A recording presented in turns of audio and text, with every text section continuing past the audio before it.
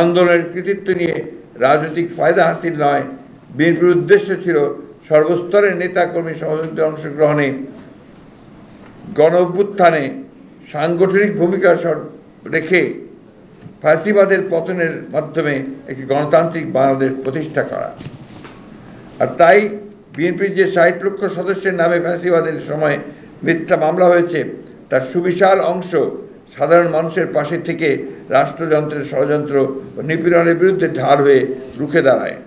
ফলে যার যার অবস্থান থেকে জনগণের কাতারে নেমে আসে বিএনপি ও সমমনা সকল রাজনৈতিক দল তথা গণতন্ত্রের পক্ষের শক্তিসমূহ।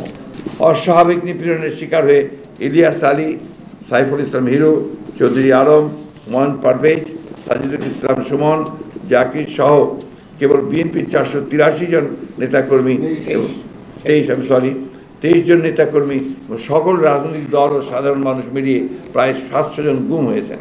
বিএনপিকে নিশ্চিহ্ন করতে 16 বছর ধরে আওয়ামী লীগের বিচার বহির্ভূত হত্যা, গায়েবী মামলা ও নৃশংস নিপীড়ন দেশের অভ্যন্তরে ও আন্তর্জাতিক অঙ্গনে তীব্র প্রতিক্রিয়া সৃষ্টি করে।